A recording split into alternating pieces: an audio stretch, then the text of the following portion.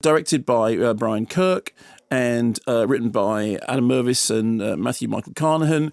As we heard from that in that interview, I think Chadwick Boseman sort of pretty much summed it up. But just to recap, so he's an NYPD cop. We first meet him he's being interrogated by Internal Affairs, and we know that he has a reputation of drawing his gun in the line of duty. And they ask him, do you ever feel bad about that? He said, no, I never did it without reason. So he's got a reputation as a hothead, but in fact he's kind of cool. So there's a kind of duality in his character.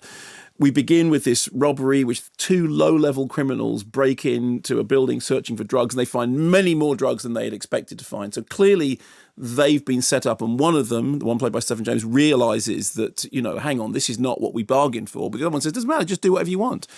And then the police arrive, there is a shootout, there are casualties and fatalities, at which point the setup is basically that Chadwick Boseman's cop is joined by Sienna Miller, who is a narcotics agent, and he says, look, we figure it's two people, and we think that the way to catch them is to shut down the 21 bridges that surround the island of Manhattan, and we'll shut the tunnels and everything else, but that's what the 21 bridges of the title is.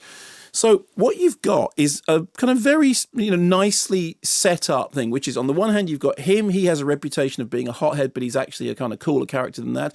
You've got a limited geographical space. We're going to shut down this island. They're told at the beginning, oh, okay, we'll do it, but we're only going to do it until, is it 5 o'clock or 5:30? You've got a limited amount of time, so the clock is ticking, and you've got these two people who are thrown together who appear to be sort of chalk and cheese.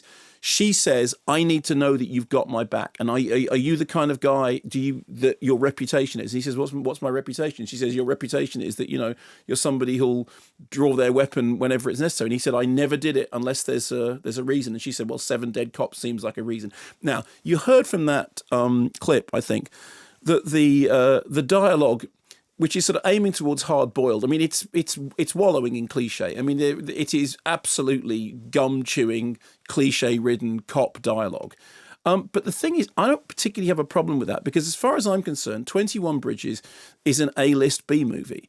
It's a very sort of simple, well laid out setup at the beginning of it, and you understand, and everything is played very much at the level of character. So Sienna Miller's character, she's hard, she's tough, she's got a kid at home, it's the thing that she wants. He is this person who's got this reputation for one thing, but actually he's the other thing. You've got the two criminals who are very, very different characters. You've got this limited geographical space, so you can start thinking, for example, about a film like The Warriors, in which there's a very specific there's a task that has to be done. It has to be done in a limited amount of time and with a limited amount of resources, and everyone's against each other, blah, blah, blah, blah, blah.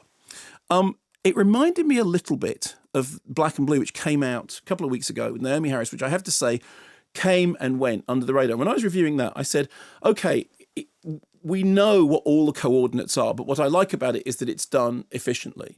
And in the case of 21 Bridges, it's done efficiently, and at some points it's done really, really well. There's a chase sequence in the middle of it, which is kind of like a quite grand set piece. It's, on foot, streetcars, on foot and streets, and then they go down into the subway. So we get, subway. So that's the point at which it most explicitly refers to French Connection. When he's chasing Charnier and they're getting on and off the train, there's a very, very specific link to French Connection there. But it's done really well. I mean, we've all seen chase sequences, and some chase sequences work really well, and some chase sequences are just like crashy smashy. I don't really care. It's got the geography of the chase works, the pace of the chase works, the distance between them as they're chasing each other works, the tension with they're getting on and off, all that stuff works. I don't think that it's particularly deep or serious. It was interesting hearing Chadwick Boseman talking about it and talking about what appeared to be a much deeper movie than I think we've actually got. I think it's got a very, very solid cast. Stephen James, obviously, J.K. Simmons, Taylor Kitsch, Keith David. I mean, these are all people who know how to do the job. The characters are drawn with very, very broad strokes.